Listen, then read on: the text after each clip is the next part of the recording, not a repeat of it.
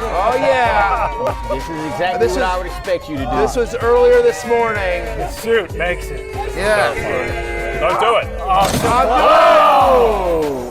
My God. Barry is Bill's Mafia now. Barry, you animal. I am. With Matthew Berry, served by Applebee's. Barry can't be stopped, and welcome into Fantasy Football Pregame. Had to change. We sent the suit to the cleaners. You know, Right. a lot of wing sauce all over it and Got everything to. like that. But I survived, boys. I survived. We all survived. Yes. We're Week here. one. Week 1. George NFL Savaricas, Matthew Sunday. Berry, Lawrence Jackson, Jake Croucher. Could this be a better day? Week 1. I mean, Get better. Everything fresh late. Matthew back from Brazil, ready for another 16-hour marathon day. Let's do it. All of our fantasy teams undefeated. The Yes. Washington Commanders That's the biggest undefeated. Today, at this moment, we are all champions. Everyone has hope We are all champions, yes. in the League of Assholes. In the League of Assholes, that's right. Well, not Big Show. I'm taking on Big Show. He doesn't have hope. I'm going to crush him. He's got no chance. I'm going to crush him like a grape today. But that's absolutely happening. Yeah. It's absolutely you should happening. slap him like a grape. Slap him As like I I'm a do. going to grape. slap That's him what like a it grape is. as well.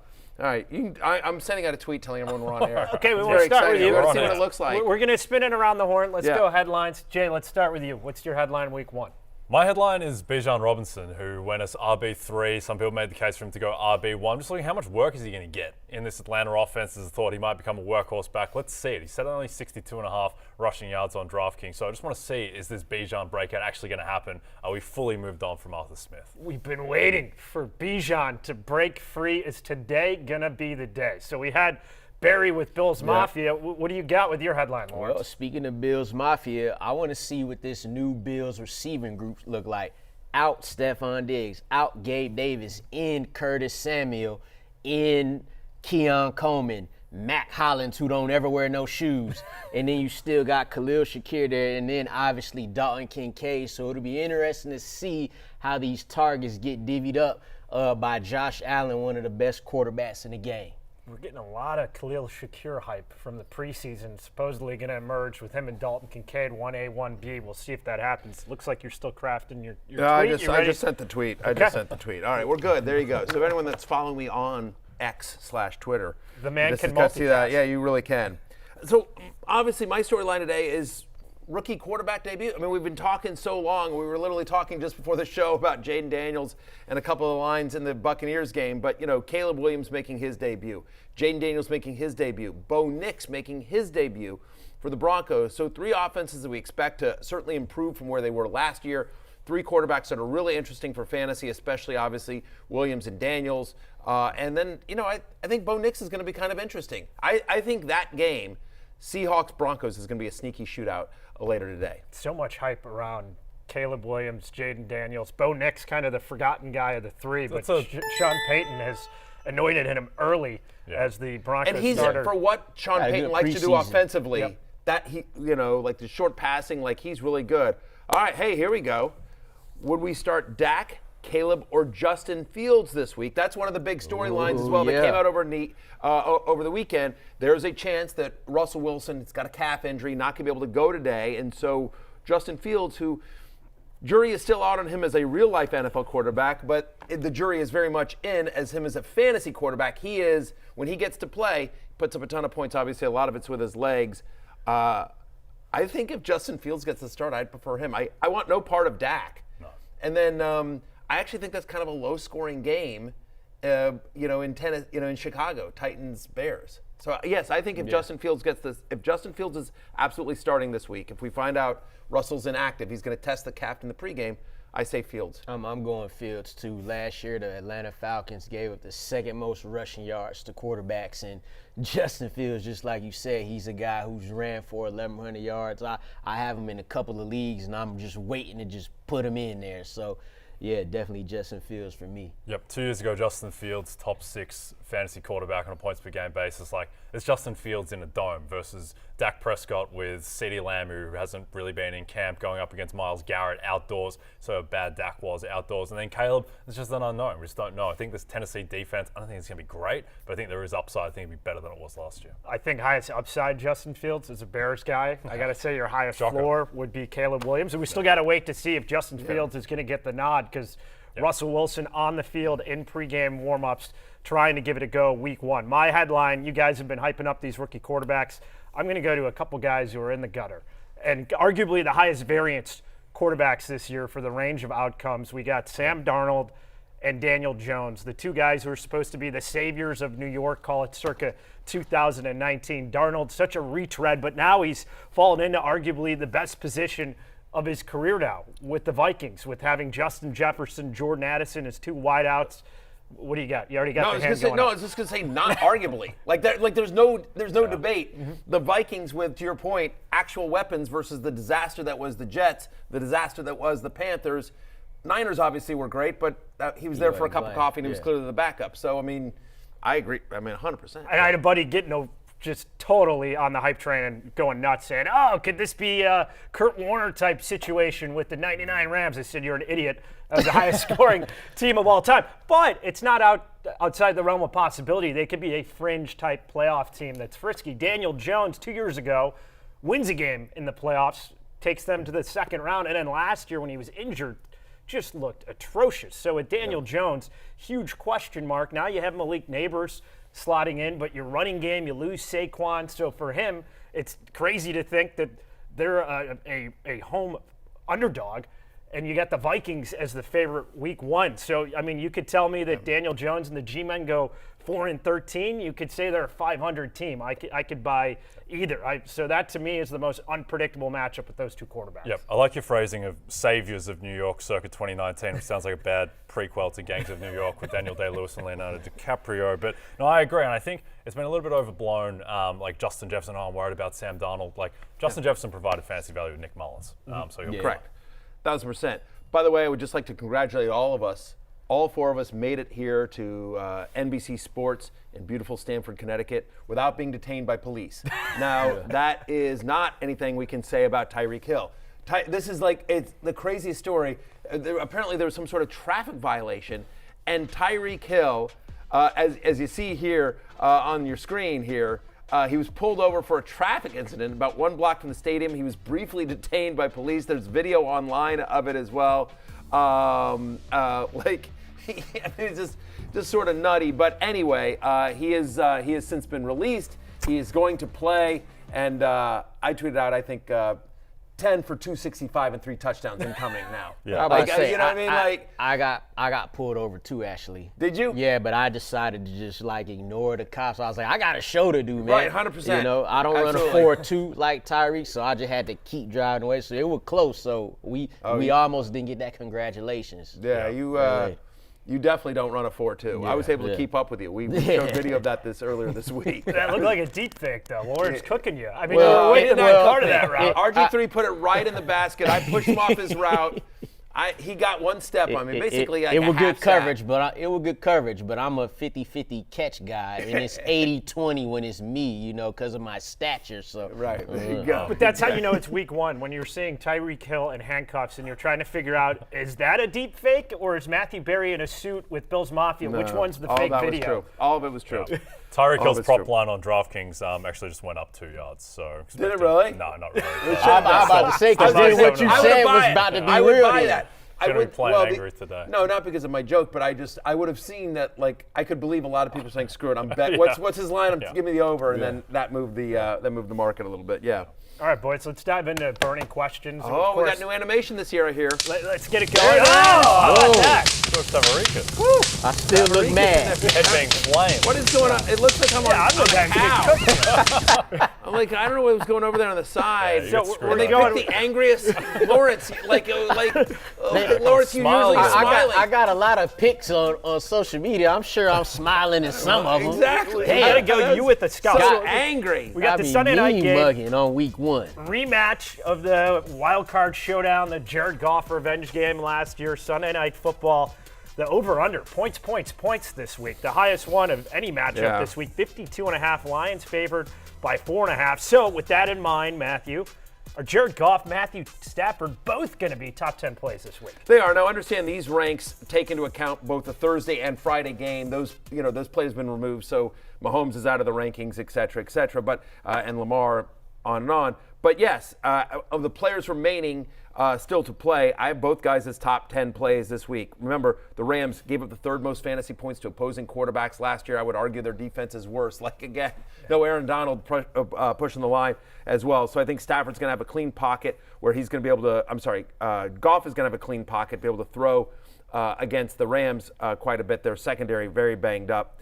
I'm looking forward to the emergence of Jameson Williams. So I have Goff at QB9. I have Stafford at QB10. Right? I mean, again, Stafford threw for 367 in this matchup last year in the playoffs as well. Lions bottom 6 in both passing yards and passing touchdowns allowed. Now they tried to improve their secondary this offseason. They made some nice signings, but still indoors at Ford Field where Stafford played so many years, and I think they're going to be down, so they're going to be having to throw. Puka and Cooper Kupp both look fully healthy. I think both guys are very viable starts today. Yep, I think particularly with Jared Goff, like if you look at his stat line in that playoff game against the Rams, it doesn't look amazing. He was 22 of 27, 270-odd yards. The thing is that they were leading the whole game. They got a little bit conservative. I think they ran the ball a ton. He did whatever he wanted through the air against this Rams defense. And by the way, now no Aaron Donald on that defense now. I think they're going to have a real struggle, the Rams. I think this is the type of game where the Lions can score 40, and Jared Goff really announces himself as, I don't think he's going to be like an MVP candidate, but as a guy who can, lead the as Lions a franchise quarterback, as a guy that deserves the contract he got. When Jared Goff was coming out of LA, he was catching a lot of flag, and I don't know, maybe deservingly so. But since he's become a Detroit Lion, he came there like, oh, he's going to be here for a year or two. We'll draft a quarterback. Jared Goff said no, no, no. So I think the trade between Stafford and Goff was even. Furthermore, you get Stafford back in Detroit. Over under 52.5. This is a big game for a lot of reasons. Like both of these teams, you just mentioned the Rams defensive line. They have to prove themselves. The Lions defensive backfield have to prove themselves. I think that's why the over under is so high, and I'm glad it's on NBC. People forget, Lawrence. Like you talk about, Jared Goff. The Rams gave the Lions a pick to get rid of Jared Goff. It wasn't just like they were like, take this guy. We will give you a first-round pick if you take done. Jared Goff off of our hands. Yep. And so, obviously that worked out. And it worked out. The Rams won a Super Bowl, so it worked out for everyone. Win-win. So here we go. All right. Lane's asking us a question. Sub Lane. Well, you got your computer in the way here. Yeah, Jaden Daniels versus Jared Goff. What are we thinking here? Well, listen, I have Jaden Daniels at QB6. So, I was about to say, I'm going with Jaden Daniels. I'll just the thing of it is that Jaden Daniels, by the way, misspelled their Lane, not to be grammar police, but just, he's got a Y Put the in Y his name. Definitely got a Y. Respect greatness. Yeah. Future Hall of Famer, future Super Bowl champion, Jaden Daniels. I just think that the Buccaneers are going to have their way with my brutal Commanders defense. Whatever the line is for Mike Evans, I haven't looked it up yet. 69.5. 69.5, give me the over. Yeah. Give me the over. Yeah, I honestly, take an alt line, take 100 yards, plus money. Seriously.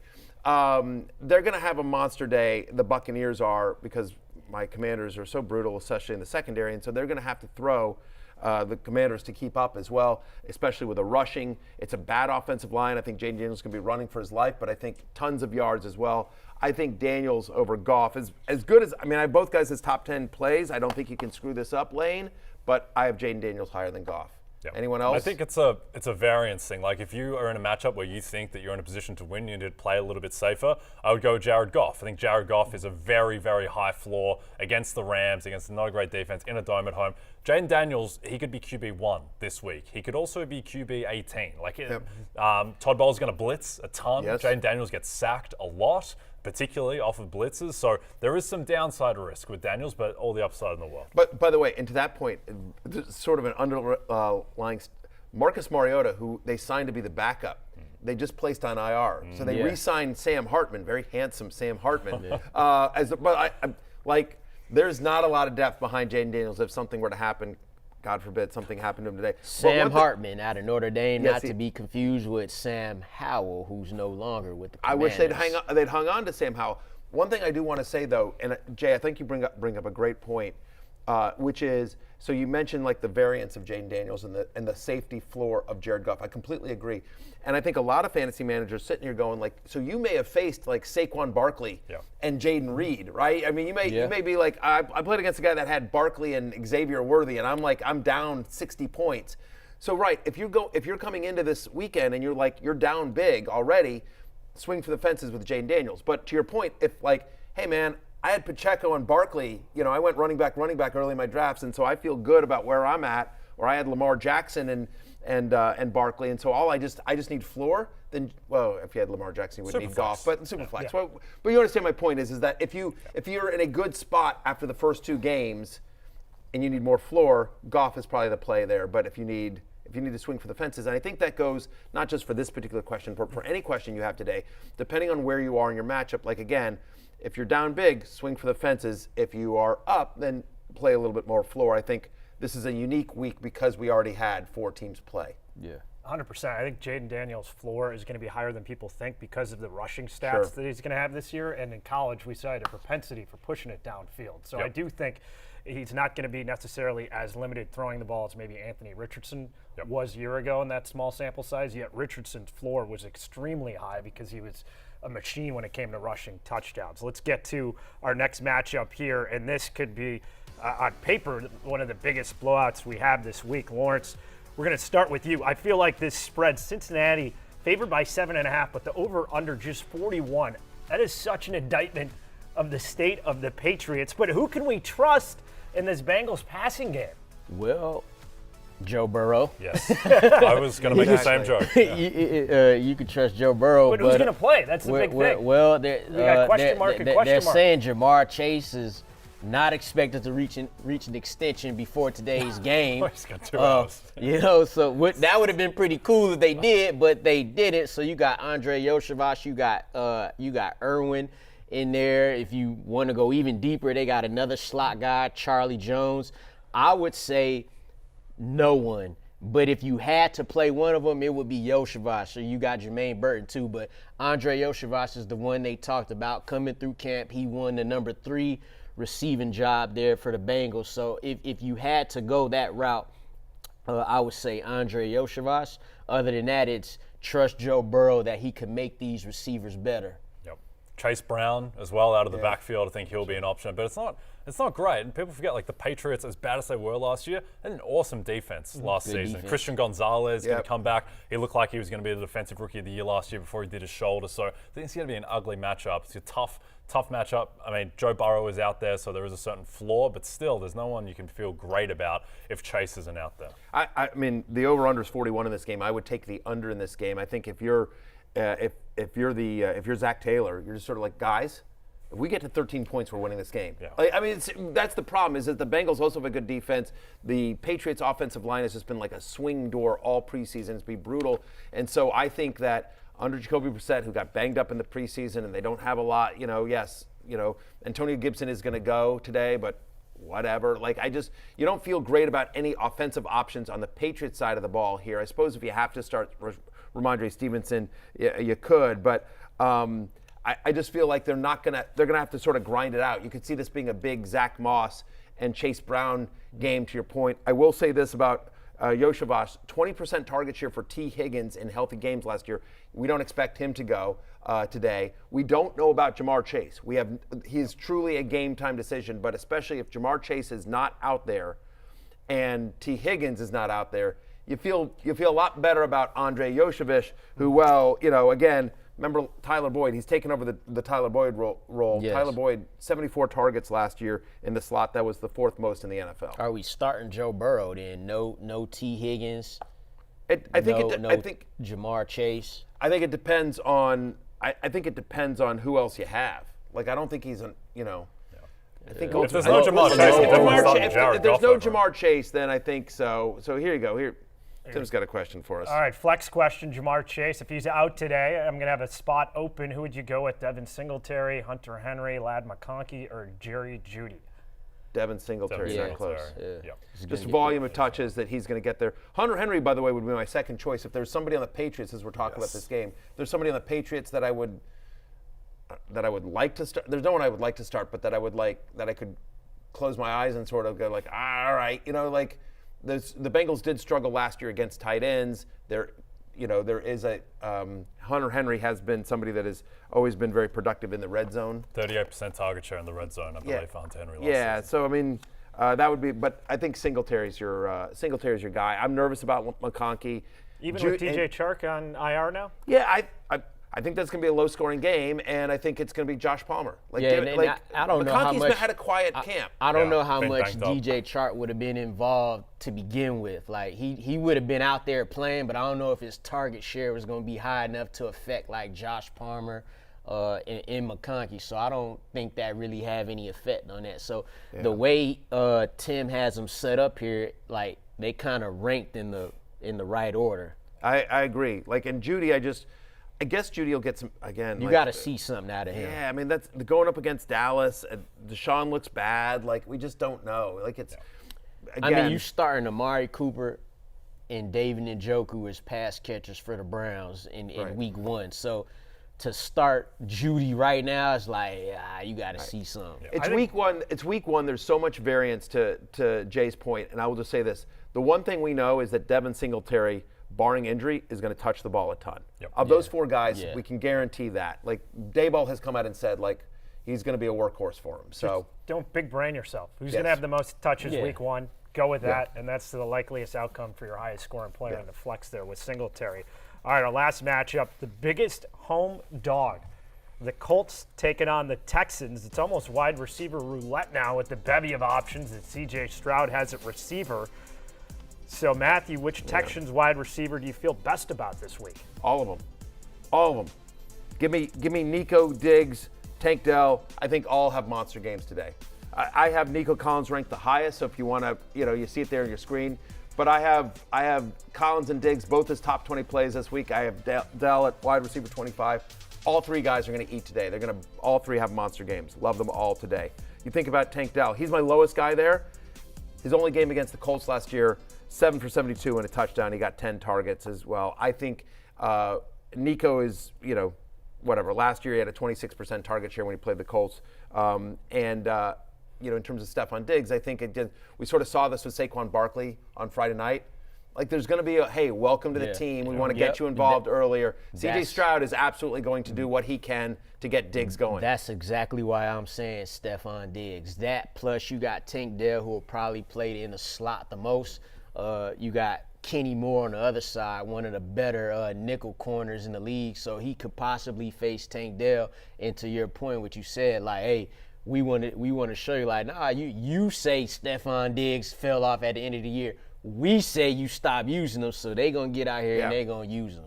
Yep. I don't really understand how the Colts were just cool with going into the season with Juju Brents as their number 1 boundary corner, but like that's going to get exposed today, you would think, with Nico Collins. To your point, like Nico Collins, he's the clear number 1, I think. I just think he's the most talented guy. He's the guy who's set 10 yards higher on DraftKings than anyone else for a reason. But yeah, I think all those 3 guys, they can provide value. And the good thing is last time we saw C.J. Stroud in the regular season, what was he doing? He was eviscerating the Indianapolis Colts in Indianapolis. Like he's not going to have any problems against this defense. Matthew, you think this season it's going to be 1A, 1B with Nico and Stephon Diggs, or it's going to be a clear number 1, number 2? I think every week one of those guys will have a monster game, but I think all 3 are going to be startable week in, week out. Like they all have enough upside. They have a good enough quarterback. It's a fantasy friendly enough offense that I think all 3 will eat this year. All right, our last game we got Cowboys on the road at Cleveland. Browns favored by 2.5, over under at 41. Last year the Cowboys offense, Dak Prescott basically had the keys to a Ferrari. Now they're going against one of the top-rated defenses from a year ago. So, Jay, are you concerned? We had CeeDee Lamb miss pretty much the whole preseason. Are you concerned about this Cowboys offense in this matchup? Extremely concerned because I saw what the Cowboys did outdoors last year in tough matchups. Think about what they did against Buffalo towards the end of the season. It's not like Buffalo had an amazing defense either. Think about what they did against San Francisco on Sunday Night Football in the middle of last year. This team just struggled outdoors against good teams last season. The Browns have a case to be considered the best defense in football coming into this matchup. First start for the new left tackle Guyton for the Cowboys. Good luck going against Myles Garrett in your first start in the NFL. So I just think that with the uncertainty around what CD is going to look like, with how bad the Cowboys looked outdoors, I mean, he's still starting CD Lamb. Most people are going to be starting Dak Prescott, but don't think you're going to be feeling great about it going up against this defense. I would agree with that. I mean, like, listen, Dak Prescott made my hate list, both in my column and then, I did a segment on halftime on Football Night in America, or actually just on Sunday Night Football. I was on halftime, and I did a quick little love-hate, and Dak Prescott was my hate. So I'm really rooting. It's the first time I got to do that, got to be on halftime. So please, Dak, do me a favor. Make me look good. Do me a favor and be by the way, bad. speaking of Dak, literally just got an alert that apparently Dak just signed a 4-year, $240 million extension. That literally just as Jay was talking. He's gonna go off. No. Are you kidding me? That would be the most Cowboys thing ever. Look at this right here. This is from NFL Network. Cowboys and Cuba. Look at that guaranteed money. Right. Damn. $240 million with $231 million guaranteed per Ian Rappaport and Tom Pelissero. How different is his morning from Tyreek? Yeah. I mean, right? The NFL's biggest question answered. So Dak has a new deal. It would be the most Cowboys thing ever after Dak getting $231 million guaranteed goes out and loses on the road to the Browns, throws 2 picks. Come on, stop it. Oh, come on. Justin Fields is starting too. Yeah, this is a good point as well. Just at home last year, the Browns defense, the number 1 pass defense, the number 1 scoring defense, the number 1 total defense. They were second in sacks. They were third in pressure rate. To your point, it's an offensive line that's been untested, that might be a little bit shaky. Last year, Dak Prescott on the road averaged just 16 fantasy points per game versus almost basically like about 24 when he was at home. So a significant difference. It was like 24 and change. So almost 9 points worse on the road last year than he was at home. CeeDee Lamb's missed all of camp. Is he going to be able to 100% as well? This feels like a low-scoring game, and I don't think the Cowboys are going to have to light it up. Again, a lot of times when they were at home, they were having to, being very aggressive. But against the Browns, I don't think the Browns are going to be able to move the ball against the Cowboys. The Cowboys have a very good defense. So I like the under in this game as well. The over-under is 41. Well, I took the under in this game. I think this is another, they win, 17-14 kind of thing, 17-10. This feels like an ugly game, 21-14. Yeah, it's just gonna be a struggle of the defense. Remember, these is 2 playoff teams we're talking about here. When we talked about the Patriots and the Bengals, we're talking about the Patriots and the Bengals without their receivers. Now you get the Browns and the Cowboys. It's just gonna be a struggle. Even if CeeDee Lamb would have been there all camp and he'd have been practiced, this still would have been it's going to be a tough game for both teams because they're 2 overall good teams. Bigger question mark for you guys. And I mean, the Cowboys running game scares me. Ezekiel Elliott basically has 1 foot in the grave, averaged 3.5 yards a year ago with Rico Dowdle. Yeah, as your number 2. Ezekiel Elliott. Let me just check out fantasy football pregame. Wow. George Savaricas just catching some shrapnel. So Cowboys running game as your 1 question mark, or Deshaun Watson and his bum shoulder? Which scares you more? How about Deshaun Watson and his bum play for 3-4 years at this point? We haven't seen Houston Texans Deshaun Watson since he left the team, and they both scare me. But to answer your question, fantasy-wise, in an ideal world, I'm not starting any of them. I'm not starting any one of the Cowboys running backs. I'm not starting Deshaun Watson. You have to start. I agree with you, Lawrence. You have to start Amari Cooper, David Njoku, CeeDee Lamb, Jake Ferguson. But from this game, that's who I want to start. Those 4, and that's it. Yeah, for me, the more scary part is the Cowboys' backfield because we just got an alert this morning that Deuce Vaughn will have a role in this offense. So that adds even more to this mosh pit when you got Zeke Elliott, Rico Dowdle, Dalvin Cook floating around there somewhere. And to me, Deuce Vaughn, like fantasy aside, he's actually the best runner. If we being real, he just happened to be 5'2", and so that's hindering him. But he will have some type of role. I don't know if that's 2 touches, 3 touches, 5, but he's taken from somebody here. Yep. Just on Deshaun, like the last time he was good was 2020 for the Texans. Since 2020, 2 different teams have talked themselves into giving up high draft picks for Carson Wentz. Like, that's how long ago Deshaun was an elite quarterback. And look, he was amazing in 2020. He was a legit top 5 quarterback in the league, but like we just haven't seen it. We haven't even really seen flashes since then. So I'm just completely out on Deshaun until he shows that he's actually I think back. He showed flashes last year against the Ravens when they Those came back. was a lot of dump-offs, though. And he also threw a pick 6 on like the first play of the game to Carl Hamilton. So I need to say it from Deshaun. Worst contract, man. Deshaun Watson or Daniel Jones? I mean, those Deshaun 2. Watson. Deshaun Watson. The Giants can get out of debt. It might be Dak. We'll see. We'll see. That what you hope. Guaranteed. Best flex option. This is full PPR. Kamara, Tank Dell, Amari Cooper, or Jerome Ford. What are we thinking there? Kamara. I was going to say, I think Kamara. Just look, the Saints' offensive line is brutal, and I do think the Panthers kind of sneakily have a very good defensive front. I think they're going to bring a lot of pressure, and so Derek Carr, who, there's a reason why Saints fans are saying, "Give me some Spencer Rattler, come on." I think once again, Alvin Kamara, because of the offensive line, because the team they're playing, and also, by the way, because they don't have anyone else in that backfield. Kendry Miller's not going to play. They don't seem to trust Jamal Williams. They're going to use Taysom Hill in like kind of some short yardage package and some gadgety stuff, but Kamara's just going to have a massive, massive snap share and just be a PPR cheat code because Carr's going to just constantly keep dumping it down. Yep. I think and look, no one talks about the Saints. We've talked about this, but no one talks about the Saints. They're the most nondescript team in the league. And I don't think people are focusing enough on the fact that they may have the worst offensive line in football. That's what I was just saying, yeah. So, as a result, Alvin Kamara time, PPR That's right. scam, the Ponzi scam continues for another year. My commander's going, I hope they have a worse offensive line than us. You know what's crazy, too, about Kamara? He had 75, 80 catches last year. That was only like the 5th best in his career. I know, yeah. Because those first 4 years with Drew Brees, he's 80-plus every single year, 100-plus targets, which is crazy. So, he's definitely, Derek Carr's doing the same thing as Drew Brees, just at a little bit lower level there. Yeah, basically the dump-off king Alvin Kamara has been in his career. All right, let's go shot for shot. These are the predictions that we feel the most confident in. Matthew, what are we starting with here? I'm trying to find if they're not in the right order. All right, here we go. Oh, wow. Sorry. Keep down your Shrapnel. toes. Yeah, exactly. Some ricochet shots All right. before the actual There you shots. go. I had to find my Seattle shot glass. Here we go. All right. Here's Jackson Smith. Oh, okay. I'm on camera one. Jackson Smith and Jigba, 100 yards today, and has a better fantasy day than DK Metcalf. Metcalf likely to be shadowed by Patrick Surtain and Surtain. Sorry. This is a shocking shot. Yeah. Anyway, JSN, JSN 100 yards. Drink up.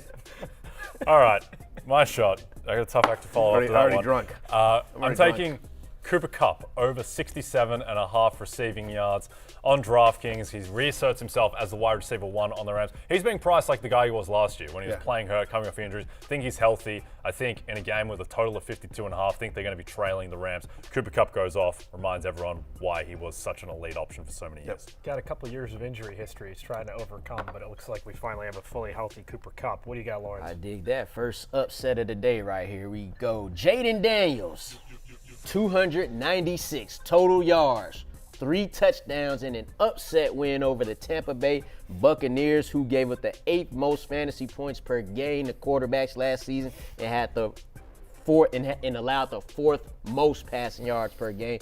Jaden Daniels, let's go. Oh, Matthews would be happy in our league of assholes. You got Jaden Daniels as your streamer. Going off that with the Commanders, and I got Terry McLaurin. I'm saying 100 yards plus and a touchdown. We've seen historically Scary Terry have a 100-yard game early in the season. He usually gets off to fast starts in September. So if that is what we see out of Jaden Daniels, who's he going to be throwing to?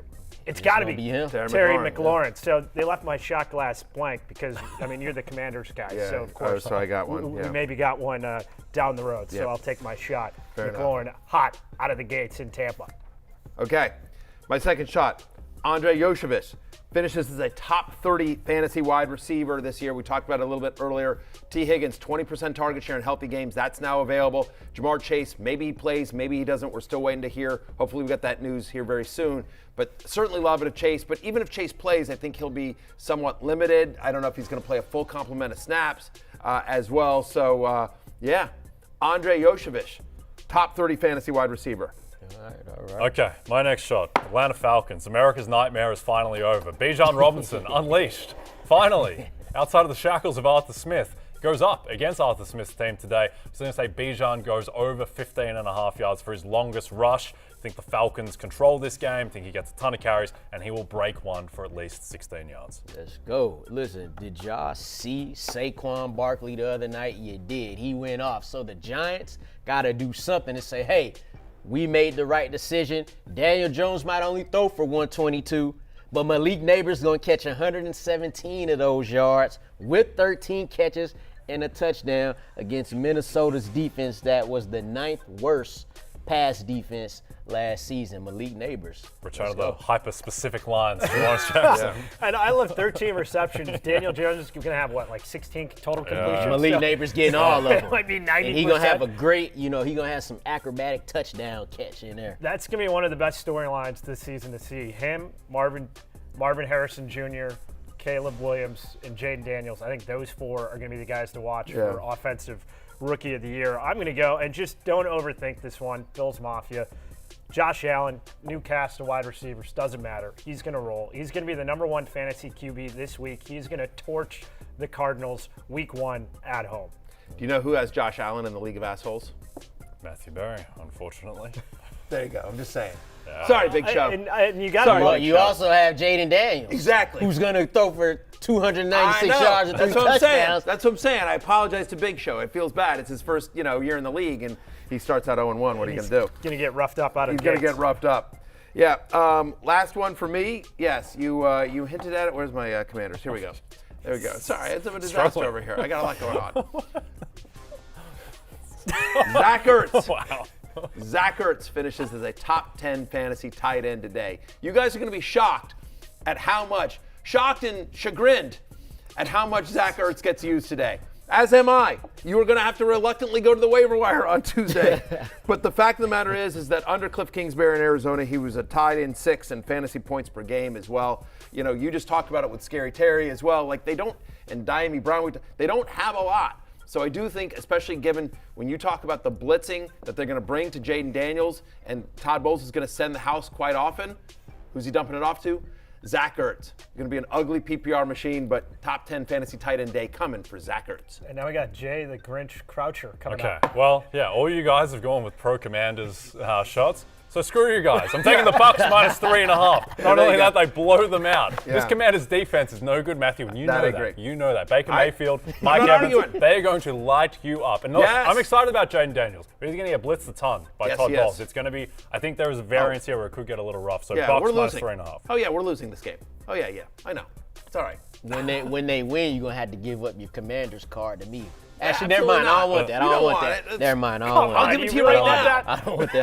I'm good. I've been a fan since I was 5 years old. I've been trying to get rid of it my entire life. I can't. It's stuck. It's in my blood. It's awful. Forget I even said that. Yeah, I no. will, however, You're my friend, continue. Lawrence. I would not do that to you.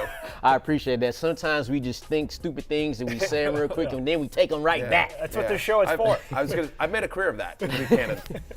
And I'm going to stick with the rookies here. In fact, I'm going to go to the lowest game total of the game at 40 points between the Raiders and the Chargers. I'm going to go with my man Brock Bowers. Okay. 5 receptions, 83 yards, and a touchdown in his debut. Higher yards per catch than Malik Neighbors with his 13 for. Yeah, because 115. Brock Bowers, he gonna break himself one there. He's gonna be used all over the field. He's gonna catch from out wide, the slot, inline, fullback, however you can get him the ball. This is a Raider team that took this man when they had a lot of other holes to fill on their roster. So you better use him, and they're gonna use him. He's healthy now. I'm going with that. Let's go, Brock. And there's a lot of people making fun of his hairline on social media. You know what that means? All it means is he a grown-ass man at 21 years old. He ready to go. Yep. All right. What do you got, George? Good thing you guys are sitting down for this next stat. Okay. Oh, is it Bears? Who saw that coming? #1 overall QBs in their debut since 2003. 0-13-1. Caleb Williams is going to change the narrative, flip the script. Okay. Bears, 4-point favorites, are going to smash the Titans. The Hard Knocks hypes lives it up. Caleb Williams is going to shine in his debut. Bears are going to win by double digits. Caleb Williams is going to be a top 10 fantasy QB, and they are going to cover handily at Soldier Field as Wow. the Caleb Williams Almost like you're a Bears fan. regime gets off to a flying start. And I was the guy who was clutching our Festivus poll a year ago and wanted Yeah, I remember Eberflus that. to be fired. I tried to forget that. I can't. I'm not a believer, Flus, But I think in spite of Eberflus, Caleb Williams with the new OC and Shane Waldron is going to look like the real deal. So I'm 100% buying the Caleb Williams hype. He is going to be an absolute stud, and we're going to see it early and often in the Windy City. Are we going to see Jamar Chase? The big question. Warming up on the field. I think he's going to give it a go. He is. The expectation is that he is going to play, but will be limited.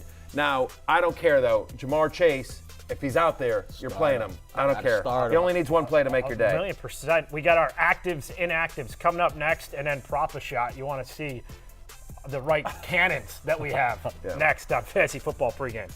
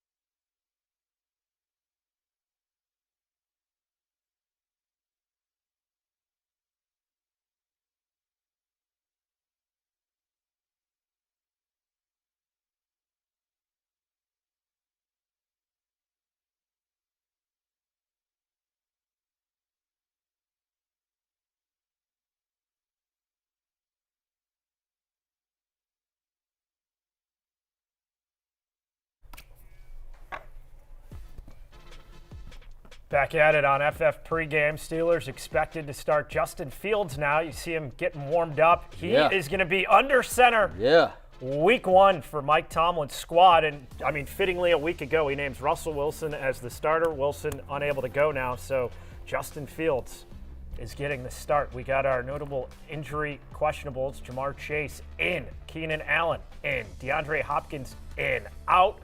Josh Downs, DJ Shark on IR, and T. Higgins officially out. What stands out to you there, Jay? Well, I think the big one is that Russell Wilson is out and Justin Fields gets the start. Tyler Lockett's still questionable. Expectation, though, is that he will go. Hopkins is always expected to play. And Jamar Chase, I mean, I think you still have to start him because he's Jamar Chase, even if he's going to be on a limited snap count. Correct. Yeah, I mean, I think just, again, he's somebody that can make your day in one. It's not a great match if he's going to be limited, but he's still Jamar Chase. You're starting Jamar Chase. Don't get cute. And I do think that Russell Wilson is a top 10 quarterback today. I mean, sorry, Justin Fields is. Yeah, with Russell Wilson out. Fire him up. Am I starting him over Baker Mayfield in the League of Assholes? I I like Baker in this Yeah, matchup. I like I'm Baker doing- too. I'm- I think I'm I starting think I Baker. might. I'm starting by Baker. You want to trade me Justin Fields real quick then? No, I won't be doing that. All right, let's get into the Yeah. deep league waiver ads. Some of the running backs to keep an eye on. I mean, a lot of good hype around J.K. Dobbins healthy. He's going to be co-starter with Gus the Bus Edwards. Of these guys, who do you find most attractive, Matthew? On this list, listen, I mean, Chandler, Algier, Irving all sort of need an injury to make. I think Dobbins is by far the most interesting because he's going to be the starter. He's going to be basically, to your point, the co-starter here. I also really like Jaleel McLaughlin. In a game in which they're underdogs on the road at Seattle, he's somebody that he's going to be the third down back. He's a pass catcher with an expanded role coming this year. He's somebody that Sean Payton found and sort of loves. Audric Estime is still a little bit a ways away. So it's really just him and Javonte Williams. And again, he's the pass catching back in a game in which they're on the road and they should be trailing. I think McLaughlin is really interesting both today and long term as well. You keep hearing a lot of stuff out of Tampa Bay about Bucky Irving, though. They love Bucky Speaking of Irving. pass catchers, Bucky Irving, Todd Bowles did say he's going to be a factor. So look to see what he does week 1 as well. Bowles just saying, I'll ride the hot hand. You guys just glossing over my sweet prince of Ty Chandler. But, of course, he's not exactly going to have enough touches. So let's go now to wide receivers. Adam Thielen, you forget he had over 1,000 yards a year ago with the Panthers. And Darnell Mooney supposedly going to be a decently big factor of the Falcons' offense as their number 2. Lawrence, who you like in here? On this list, it'll be Andre Yoshevich, who we talked about. Even if Jamar Chase does play, just simply because T. Higgins is out of the game, he'll now move up to your wide receiver 2. The Bengals they're not ever really known for having a fantasy relevant tight end, even though they have Mike Gesicki now. So I would just go him. Gabe Davis is somebody we got to kind of see how he work in that Jaguars offense first. Yep, there's a reasonable chance that both Darnell Mooney and Gabe Davis are the wide receiver 2s for elite quarterbacks, so some upside with them. Quarterbacks and tight ends? Yeah, I mean, we just talked about, I have Baker Mayfield at QB8. So, I mean, he's right there with Fields. It is a little bit of a toss-up, but certainly longer term, we like it. Geno Smith as well, QB12 this week. And again, we think we have high expectations for this Ryan Grubb offense and a resurgence of Geno this year. We talked up Hunter Henry a little bit as well. Tyler Conklin, the word, Connor Rogers, our host on Fantasy Football Happy Hour, who covers the Jets as well, just says Tyler Conklin's going to be like Bob Tunyon was for Aaron Rodgers. 11 TDs. Yeah, exactly. Like just a big red zone threat as well. We already talked up Hunter Henry as well. But those are some. Again, I always like, especially if you play in Yahoo. I hate the fact that Yahoo allows you to do it, but don't hate the player, hate the game, right? The fact of the matter is that on Yahoo, what you can do is, you have T. Higgins, put him in your IR spot, pick up a Ty Chandler, and if something happens to Aaron Jones, then you're all set. Pick up one of these deep league guys, and you can sort of see what happens. And then, by the way, if nothing happens, you have the ability to drop him as well. You can drop him even after games are locked. So there you go. From Nicholas Phillips, Justin Fields, and this is a question on YouTube, gets the start. Dak Prescott gets paid. Who do you start today? It's Justin Fields, and I don't think it's close. Agreed. Fields, baby. Fields for me too. Do we not remember the fact that the Falcons had a chance to get Justin Fields? They took Kirk Cousins and gave him $100 million, and now Justin Fields is playing in Atlanta, his home state. He's about to go in there and whoop them. But by the way, Arthur Smith, the revenge game too. Remember, he's the offense coordinator of the Steelers. He's gonna run the them to Falcons death. fire. Yeah. Keenan Allen or Mostert in the flex full point PPR? I'm going Raheem Mostert here. Raheem the Dream for me. Keenan Allen is active, and I know you like Caleb Williams today, and Allen's been having a big preseason, but a lot of mouths to feed, though. A lot of mouths to feed. I like I said, that's a low over/under. I think it's going to be a low-scoring game. Mostert, that's going to be a track meet, in Miami. So I'm going to say Mostert. Second highest over/under today. Yep. Yeah. Mostert for me too. And A-Chan's gotten, so much of the pub. They're both going to. But Mostert had, 18 total touchdowns? 21. Last year? 18 rushing. 18 rushing. Tied So for the lead he's with going to get these high leverage touches within When the 10. when the Dolphins get in close, they don't throw cheap touchdowns. They run the ball in there. This is a good one. Kyler Murray, your ride or die, or Justin come on. Fields? He's my I'm ride or about die. to say, you don't you Stop dare. it. Well, Obviously, I'm going Kyler. You guys disagree? I'm going Kyler. Yeah. Justin Fields doesn't have much to throw to. I know he's exciting. There's the rushing upside, but I mean, it's George Pickens and not much else. Well, I mean, flip side, you could say the same thing with Kyler Murray. He's got Marvin Harrison and Trey McBride. Yeah, that's two options. And- Double the options. Hey, don't sleep on Michael Wilson either. Right. And don't forget the human Dortch, Greg Dortch. Greg Dortch is going to be a thing this year, guys. I've said this all preseason as well. Greg Dortch is going to be a thing. I think it starts today. By the way, I love his line is something like 25 or 30 on DraftKings. Like, give me the over. Low receiving lines. Some low, yes. Over. Matt Milano's not going to play for the Bills as well. Like They got two new safeties. Yeah. Dortch is going to have a. I feel Greg like Dortch is going to have a season. those secondary yardage props are really where you can exploit it week 1 out of the season, Jay. There are some strange ones. We were talking earlier.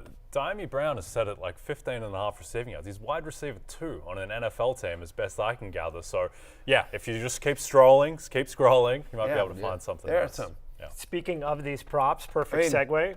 Khalif Raymond is 18.5. Yeah. Khalif, I'm Hmm. like, Tempted. just on they're going to throw it a ton. He's like, He'll get That's a that. number- that's a That'll number- be his only catch, 19 yards too. Yep, that's but how he'll get do it. But he's going to do it. He's gonna get it. I like It's that. like bet. that Justin Watson cover on Thursday night when he just had saying, one right, reception exactly. for The most 25 excited yards. man in America for that pass, more than Justin Watson's caught family. a one pass for 25 yards. It is time now for Prop a Shot. It's Yes. brought to you by our friends, of course, at DraftKings.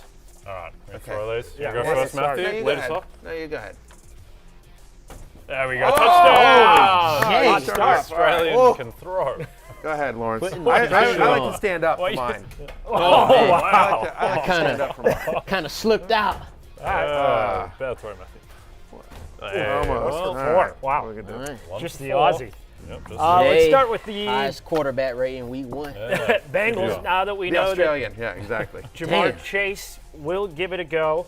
Joe Burrow passing yards, the over-under at 245.5. Just going to go under here, just with how Chase is limited. No T. Higgins, really good Patriots defense with Christian Gonzalez back. Even without Matt Judon, I think that this is a game that's going to be ugly, low scoring. Joe Burrow under 245.5 for me.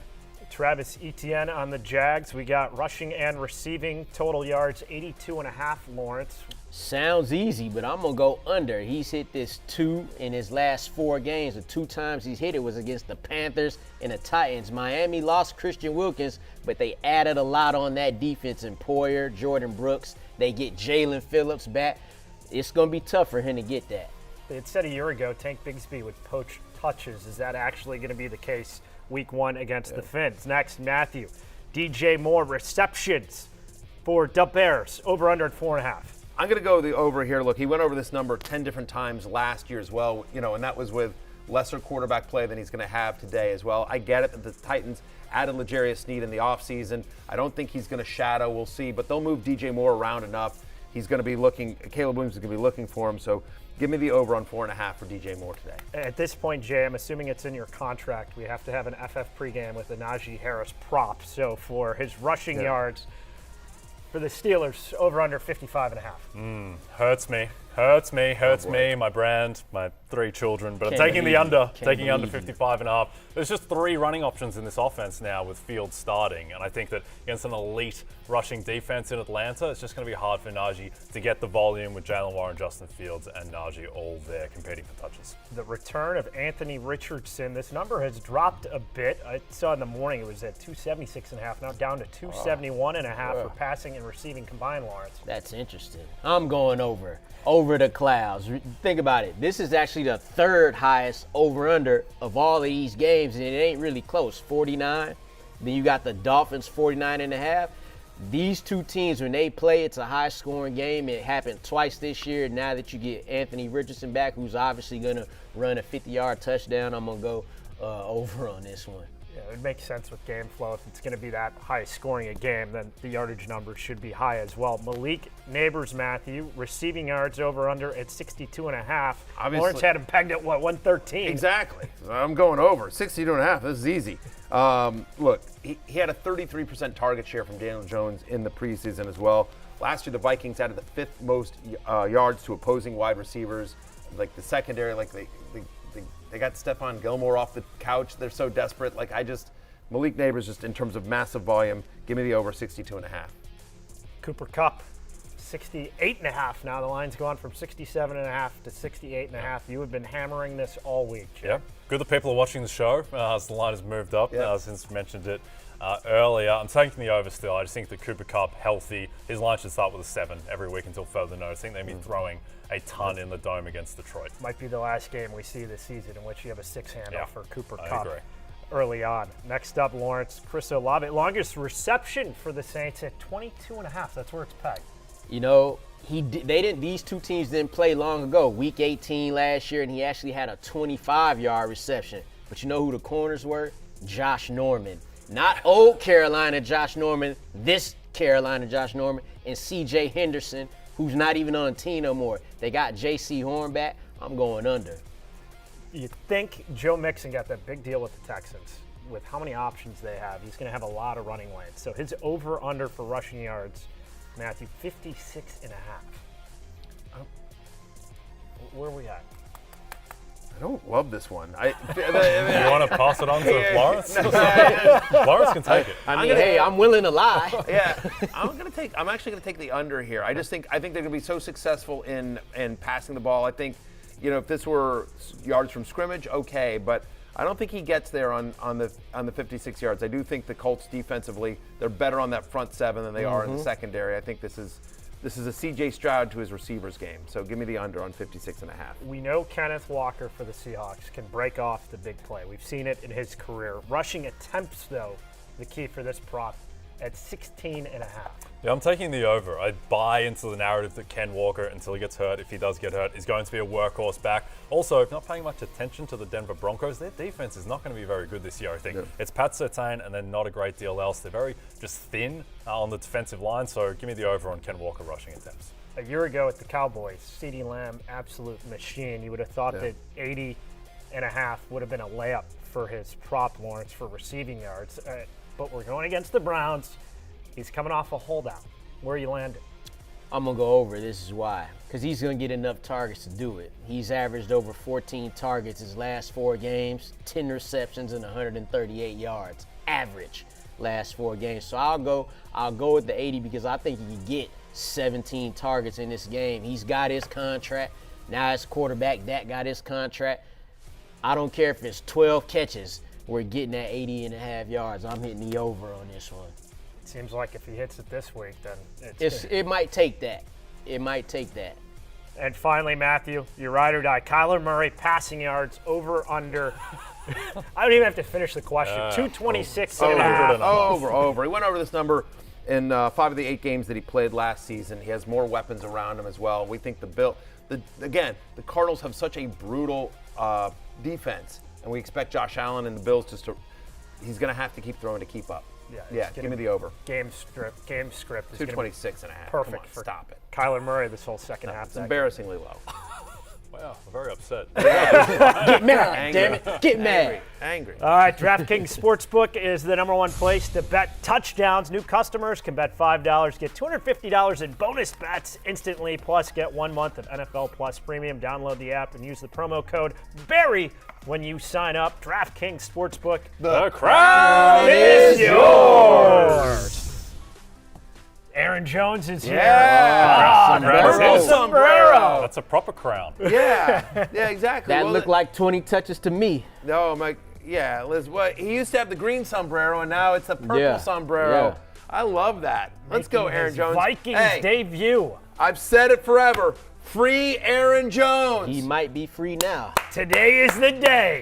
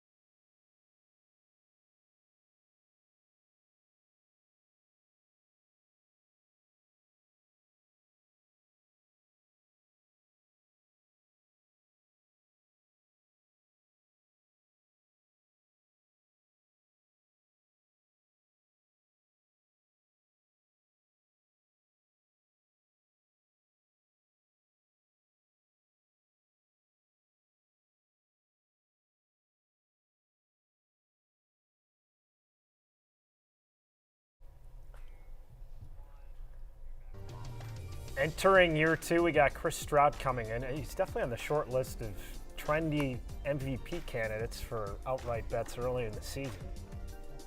For sure. 12-1, CJ Stroud right up there with Mahomes and Allen and co. So Stroud, how about this? You got your top 10 ranks, and he's just gonna torch Colts out of the gates. I think he does. Yeah, he had monster games against them last year as well. I mean, look, he had over 20 fantasy points in both of his games against the Colts. He averaged 324 passing yards a game as well. Colts allowed the 7th highest completion rate on deep passes last year. They've added Stephon Diggs here. Houston has a top 5 implied team total as well. When you look at it, you just heard me take the under on Joe Mixon.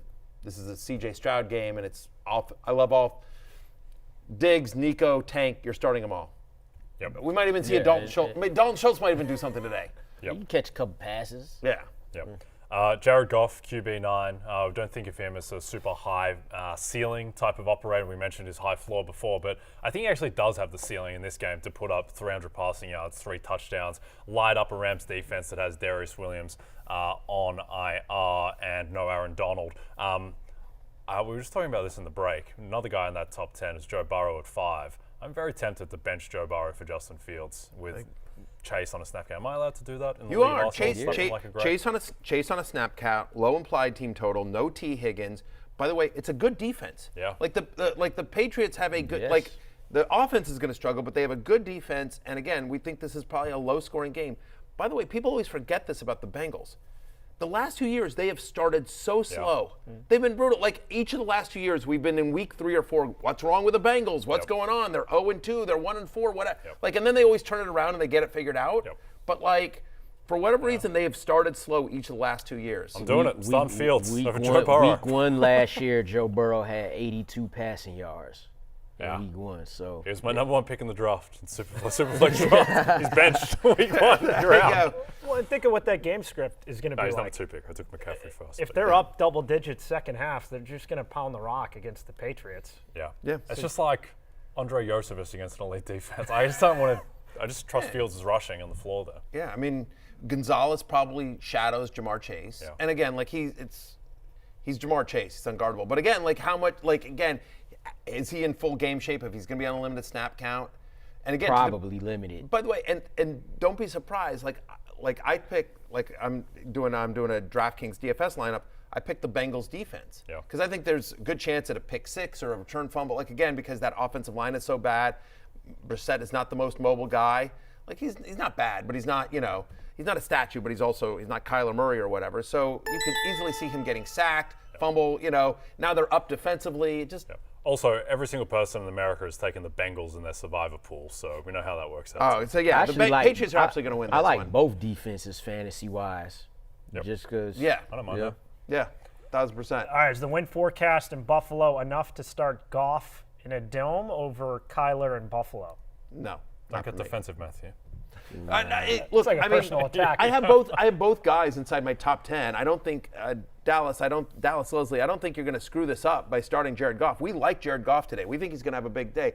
But I would not. I have Kyler ranked higher, and I would not use the win forecast as a reason to not start Kyler Murray again. By the way, because if the passing lanes aren't there, he's going to run. I mean, Kyler Murray can run for 100 yards. Like he has that ability in him. Again, I think Matt Milano being out for the Bills, who probably would have been the spy on Kyler Murray. I think that opens up a lot for this Cardinals offense. So I'm still ranked. I would still start Kyler Murray over Jared Goff. And Murray looked good running I the actually ball. have that decision in a league, and I'm doing that. He looked good running the ball a year ago when he came back for a half season. Which guy did you have your eye on? Yeah, so we talked about Matthew's QB2. I'm going to talk about his QB3, Anthony Richardson, again in the same game, 3rd highest game total there. Again, both games last year, one with Richardson for a half a quarter and the other one without, but both high-scoring games. In the game that Richardson was in, 17.5 fantasy points in a half a quarter when he played the Houston Texans. The kid had 4 rushing touchdowns in 3 games. Take that into consideration. When they get in the goal line, it's 2 guys you worried about. Anthony Richardson, Jonathan Taylor. These guys are pretty, correctly ranked. Good job, Matthew. I appreciate that. Well done, nephew. Thank you very Started much. the season hot. Yeah. With these accurate rankings. Yeah. And that's got to be the one thing that makes Jonathan Taylor owners have pause or want to vomit inside the 5 is just how many rushing touchdowns is Anthony Richardson going to Well, have with this year. it's the same effect as, people was worried about that with Saquon, right? With Jalen Hurts, and we saw what happened there. When you have that type of quarterback who had those dual threat abilities, it opens up more for that good running back. So when you have a combo of the two, the defense is now playing 11 on 11, and that's what you want. So, yeah, he'll give up some here and there, but he's going to get a lot more on the back end. Yeah, my prediction there, I actually think the Colts are going to over-index on Jonathan Taylor runs at the goal line, like after the hits that Anthony Richardson took, Wouldn't be particularly mad at that going either. into the end zone. So I think that it's going to be similar. Like Lamar Jackson just never ran the ball inside the 5 last year, basically. It was always Gus Edwards. So I think that Jonathan Taylor is going to get plenty of work at the goal line. A feel versus real for this season. We'll see JT and what happens week 1. Who has Saquon in the League of Assholes? That'd be you, George. Oh yeah, Yeah. I got Well done. deep Well week 1. And we got the highest scoring projection right now, shootout Wow. so far. You know Well what's done, crazy, George. too, about that? I can't remember games where in. we picked because I have Jonathan Taylor. I can't remember if it came down to am I taking Jonathan Taylor or Saquon, or I took Jonathan Taylor because you took Saquon. But I felt like either way, you were going to be good, and obviously you are. Who are you playing week 1? I got Deet. Okay. Okay. Oh, so come on. he's hating it. Oh, yeah. Well, the He's best thing hating there is that. that he is a die-hard New York Giants fan. He is a He diehard. is This is all so the great. sweeter. This is backup Oh, producer. deep. Backup producer Pete. That's so great. And you got to love how committed the bit he was with the fake mustache for the Unbelievable. draft. Just That's bringing it. All right, let's spin it. 1000%. All right. Quarterbacks now 11 through 20, and a guy on your hate list based in the Browns, and Yeah. Dak Prescott. He just got paid. I'm telling you, it'd be the most Cowboys thing ever for on the day that he gets $231 million guaranteed. He goes out and lays an egg, throws 2 picks, and the Cowboys lost. Like whatever. Again, everyone thinks I hate the Cowboys because of my Commanders, and they're right. But fantasy-wise, I'm being objective here. I mean, CeeDee Lamb was my #1 ranked wide receiver this year. You know what I mean? Like Jake Ferguson, I talked him up all preseason as a sleeper. I love Jake Ferguson this year. My guy Eights, everyone knows. But I am down on Dak Prescott this week, outside my top 10, even with 4 quarterbacks already having played. We've talked about this, but again, how effective is CeeDee Lamb going to be this week, given that he missed almost all of training camp? They're on the road at Cleveland, where the Browns gave up 156 passing yards a game last year. That was it. Best in the NFL. Teams did not average over 200 yards against them passing. They actually have the second highest pressure rate. We have concerns about the Cowboys' offensive line. So yeah, I want no part of Dak in what should be a low-scoring game against Cleveland. Dak was bad on the road last year as well. Lawrence, next guy, and we have 2 extremes, was arguably the MVP frontrunner, although you were shorting him in Brock Purdy a year ago, leading up to Christmas. Now I'm in a couple 12-team leagues where he's available. He's not even rostered. He's the guy who everyone remembers had the 4-interception game against the Ravens and totally imploded. So which end of the spectrum do we think Brock Purdy is at? Pardon me, You Jay. want to talk about That's your Brock guy. Purdy, Jay? Yeah, well- because that's who Jay wanted to win the MVP. And wow. you were My all ticket over was him. on Lamar. Yeah. I did my best to get Brock Purdy home. Did my best. Staked my good name to Brock. And at the the 40 to effort, 1. I respected. Yeah, well, I got him into -250, but unfortunately I couldn't get out there on the field with him against Baltimore in Week 17. No, I'm a little bit worried about Brock Purdy in this matchup against the Jets. I think back to, I'd say, the 3 best defenses he played last year. Cleveland on the road, terrible. Baltimore on Christmas night, terrible. And then Chiefs Super Bowl, he was fine in that game. Wasn't amazing though. He was 23 of 38. And now with Brandon Ayuk on a snap count, Trent Williams wasn't in training camp, McCaffrey was dealing with the soft tissue injuries in training camp too. So a bit worried about Brock Purdy, my man Brock Purdy, and against this elite defense. So I think you could find better options than Purdy, particularly now that Fields vaults up as well. I think you could find Purdy makes me 13 really options nervous. better. Yeah. Purdy makes me very nervous, and I have Purdy as a starting quarterback in a guillotine league, which I'm very nervous Could be in about. trouble. Yes, I might be. Lawrence, Tua. Tua, actually, out of all the quarterbacks you have, Matthew, ranked 11 to 20, this is probably the guy who could end up a top 3 quarterback Easy, yep. this week. But the reason why it's makes sense for him to be ranked here. You got a guy who led the league in passing yards last year, but again, Raheem Mostert had 18 rushing touchdowns. They're just looking to get the ball in the end zone the easiest way possible, so they could. This is going to be a high-scoring game, right? And if it means anything, Tua was quarterback 1 in week 1 of last season against the Chargers when he threw for 466. Jaguars, 7th worst pass defense last year. They don't really have anything to be afraid of back there in the secondary outside of Tyson Campbell, who just recently signed a deal there. So I could see this going a lot of different ways too, because the passing yards are going to be there. It's will he have the touchdowns to go with it, because he's not a guy like Lamar threw for 1 touchdown, but he had 120 rushing yards. Tua ain't doing that. We know that, right? So he's going to need the touchdowns to, get into that top 10 QB range. If you got 20 rushing yards from Tua, you're ecstatic. Oh, and last take year, that all day. he had a cluster of a lot of like 15 to 17 point games, and then he had a couple monster games where it was 30 to 40 plus, which really lifted up his average. Let's go over now to running back ranks, top 10, and James Cook. A lot of questions around, is he going to be the type of guy we saw a year ago, or is he going to have a diminution in the amount of touches that he has? No, he's going to be awesome. James is going to cook. You heard me. Very good. Thank you very much. Look, once Joe Brady took over last season, starting in Week 11, he was the 11th best running back in fantasy football. He averaged over 19 touches a game. He had a 12% target share, and now he gets the Arizona Cardinals, who last year allowed the most fantasy points and the most rushing yards to running backs last season. Bills are almost a touchdown favorite at home. Expect a lot of James Cook today. There's always the chance that he gets vultured at the goal line, obviously by Josh Allen, but this is sort of James Cook's season. Again, I'm as a top 6 play today. Complete PPR beast this there year. you go. Speaking of James Cook, him, Pittman, Waddle, pick 2 of the 3. Cook and Waddle for me. Yeah. Yep. Yeah. I don't disagree with that. I think you're definitely starting James Cook. To me, Pittman is the floor guy, Waddle's the upside guy. Pittman's going to get so much attention as well, but Pittman's going to just get so many targets from Anthony Richardson, and again, we sort of think the Colts are going to light him up. Josh Downs out. Yeah, too. yeah, exactly. Josh Downs is out. I think the Texans light up, so they're going to have to be throwing as well. But Waddle is a guy that could have 100 yards and 2 touchdowns. Yep. A little worried about Pittman going up against Derek Stingley when Correct. there's no one else. They have a to very good really secondary, worry the about. Texans do, Yeah, I'd start as Waddle. well. So anyway, probably Cook and Waddle is probably what you want to do there, unless you just, again, you need the floor of Pittman, who should, again, just massive target share. I get it. He's got a tougher matchup, but Keeping it with this Dolphins-Jags matchup, ETN.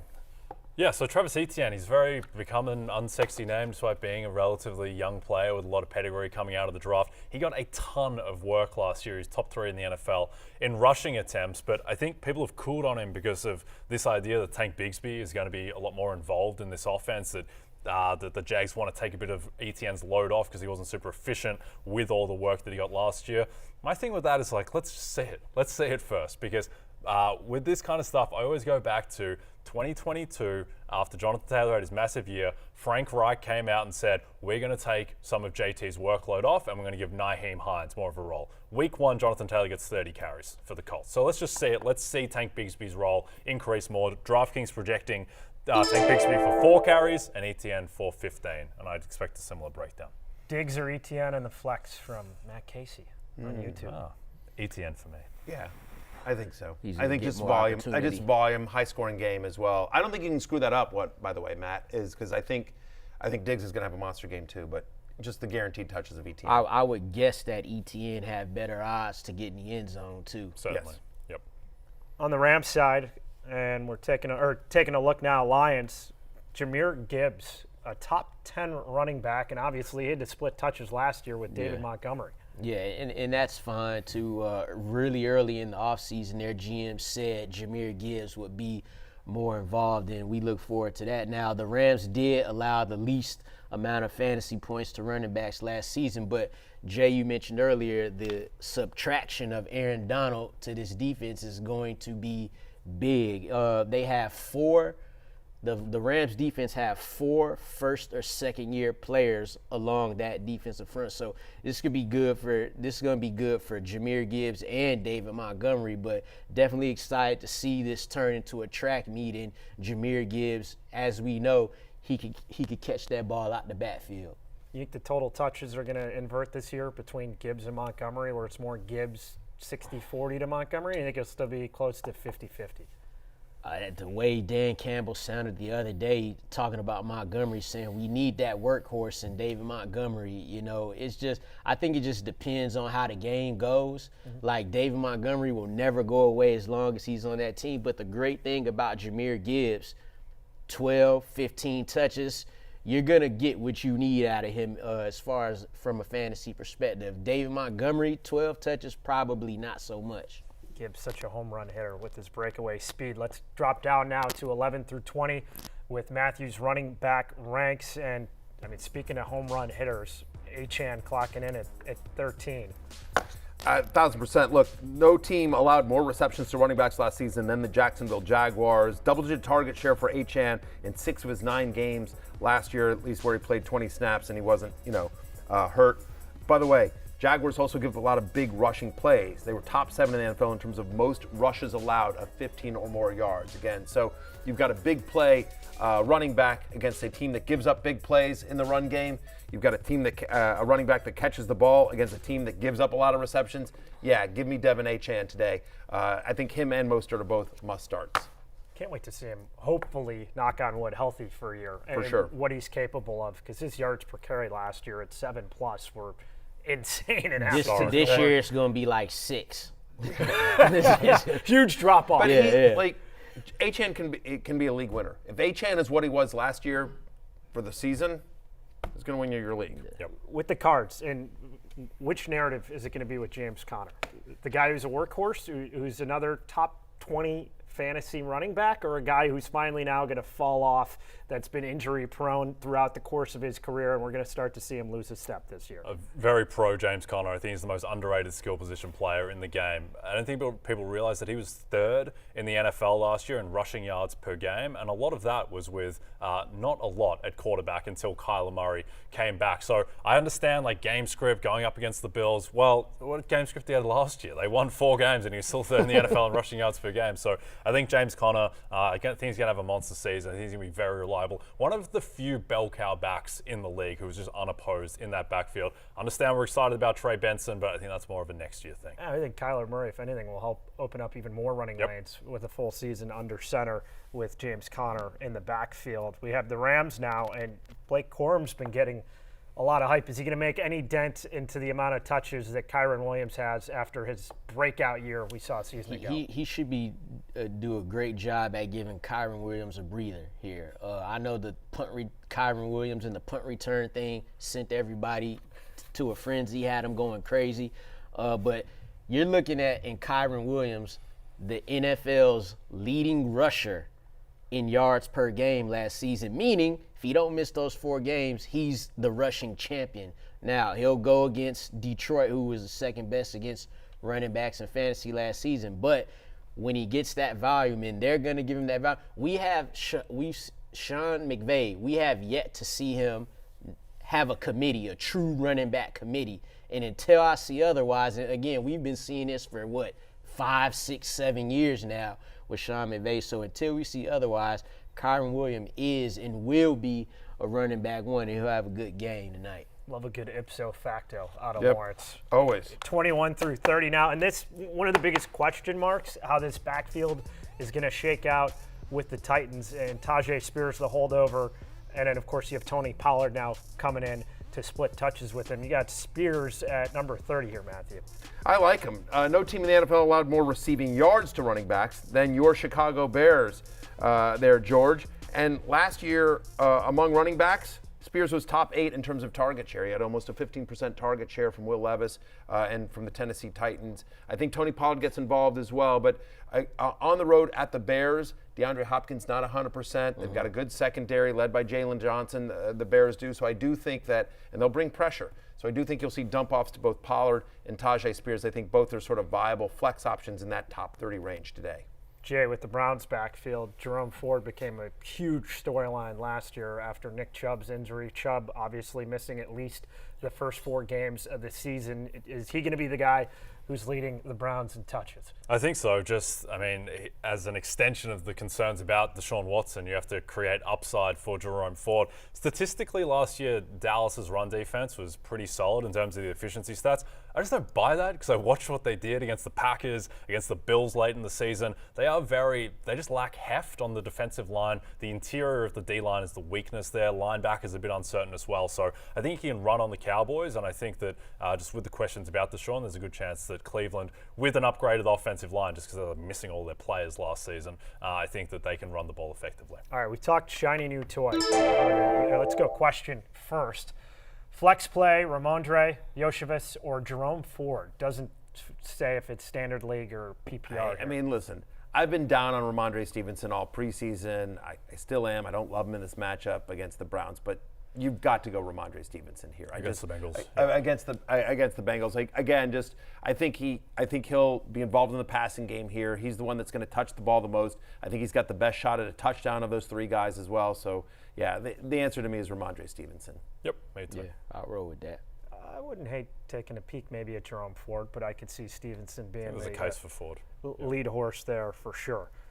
So let's work our way back to running backs 21 through 30. And we like I said, the shiny new toys. We saw Saquon featured with the Eagles. We think that Diggs is certainly going to eat with the Texans. The Bears, DeAndre Swift, they get him from the Eagles. Went over 1,000 yards, but wore down as the season went on. Is he going to be the bell cow for the Bears, or is this going to be more of a committee with Khalil Herbert than we're thinking? Well, bell cow might be a strong word, but lead back is more like it. And Roschon Johnson is inactive, so that's one less extra ball carrier you have to worry about. I'll talk about him in like the same way I did Tua.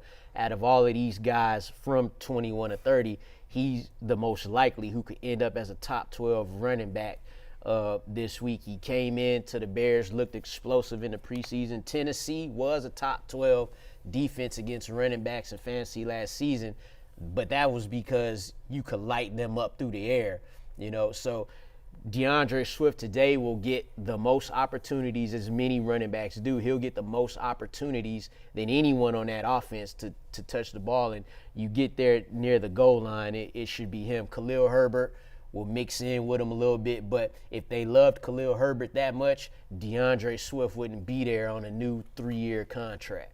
Yeah, 100% agree there. They clearly aren't all in on Khalil Herbert, who's more of a 5 to 7 or 7 to 10. Yeah, but I will say I type think it's guy. kind of interesting. I mean, I will say it's kind of interesting that Roschon Johnson, I think, is a healthy scratch. Yeah, that's a healthy today. scratch. Yeah, That's it's a healthy stunner. scratch. They It's got a little- Travis Homer as the RB3. Well, and Homer, but Homer will play special teams, that's right. why. Yeah, exactly. Yeah. So I do think Herbert sort of. I don't know that I would start him today, but I actually think Swift will have a better day than any of us want him to.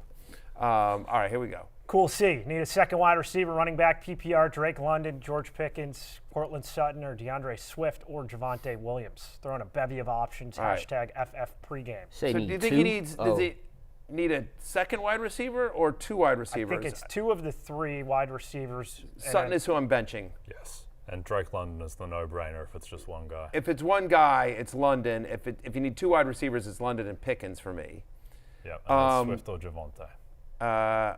Yeah, I mean, we just talked about Swift, but I'm going to go with Javonte Williams. Again, I think that's a high-scoring game. I think that's a sneakily high-scoring game, Denver and Seattle. Yeah, I mean, again, there's so many more weapons for the Bears. Tough run defense against Tennessee there, and the Bears, I think it's going to be the Caleb Williams show. I think it's DJ Moore and Keenan Allen. So, yeah, give me Javonte Williams. I think Javonte Williams, higher probability of scoring a touchdown than DeAndre Swift. Yes. So that would be my lean if you're picking a running back out of the 2 to go with Javonte Williams. And of those running backs 21 through 30, I'm most curious to see what Tony Pollard does today. Sure. Is he the guy who looks like the Tony Pollard from 2 years ago, or he's the guy who's still trying to regain his full speed? He looked so much better second half of last season, and now he has a chance to really establish himself with the Titans. To the wide receivers we go, 1 through 10, and Barry, a guy who seems undefeated against Father Time with Mike Evans at number 9. Yeah, look, he's undefeated against Father Time, and everyone that plays the Washington secondary also undefeated. Let's go hand in hand. I mean, listen, no team in the NFL allowed more touchdowns on deep passes than the Washington Commanders. They allowed 7 more than any other team. They also gave up the most yards and the second most fantasy points to wide receivers. They really haven't done much to improve that secondary in this offseason as well. So just Mike Evans is going to get a massive target share from Baker Mayfield. You already heard, I have Baker as a top 8 play. I know you love the Bucs to roll my Commanders. I sadly agree with you, Jay. Slap them like a grape. Yeah, I mean, That's their battle cry. Yeah. Mike, I'll tell you this. I bet Mike Evans at a alt line to get 100 yards on DraftKings just at plus money because I think there's a very good chance he gets there. Yep. Yeah, I love Mike Evans today. Be a fast start for Mike Evans. And we got Olave one spot behind him at number 10. And the Saints, what are we anticipating out of their passing game this year? It's year 2 of Derek Carr. Not sure, George. Not sure what the Saints passing game is going to look like. Look, Chris Olave is going to be fine because he's Chris Olave. He's in that tier of player where he's just too good, too talented to fail. Yeah. I'm a little bit worried, though, that a lot of his value comes from those deep depth of target plays. I'm just not sure that the Derek Carr is going to survive in the pocket long enough with that offensive line to get a lot of those deep throws. So not a terrifying matchup against Carolina by any means, but Chris Olave, I mean, it's a big year for Olave, who was a little bit underwhelming last season after an amazing rookie year. And I think that a lot of his success is going to be tied to the offensive line outperforming expectations. With the Jets, obviously we got Aaron Rodgers and now Garrett Wilson. I mean, his average draft position, he was bunched around top 5 among the wide receivers. Is he going to live up to that today? Yeah, he is. Matthew has him wide receiver 5 this week. He's my wide receiver 4 for the season. Interesting thing, too, about Olave, Garrett Wilson's former teammate, they both have had 2 1,000-yard seasons to start off. The difference is Chris Olave's done that with Derek Carr, who's a, average starting NFL quarterback. The guys Garrett Wilson's been doing it with ain't maybe not even NFL quarterbacks. Backups at the very best are they. So I would say Garrett Wilson, he's going to have a little trouble. It's going to be a tough matchup, obviously, against San Francisco and Charvarius Ward, but I think it starts today. 1,500-yard season starts now for Garrett Wilson. Who are we sitting here? Garrett Wilson, Nico Collins, or Ayuk? Probably Ayuk. Yeah, he's missed most of training camp. I think he'll be limited. Tough matchup against the Jets as well. He might see some Sauce Gardner. Yeah, I think it's Brandon Ayuk, and I don't think it's particularly close. Yep, you're going to be on a snap count. Also, our man Connor Rogers has been telling us there's a bit more scope for Sauce Gardner to move around the formation. He's typically just been on one side. He can move around shadow, and even if he doesn't, like DJ Reed's pretty good as well. So it's not a great matchup for Ayuk or a great situation, having not trained a great deal. I wouldn't be comfortable with Ayuk till at least week 2. See how week 1 plays out once he's back up to full speed as we go to 11 through 20.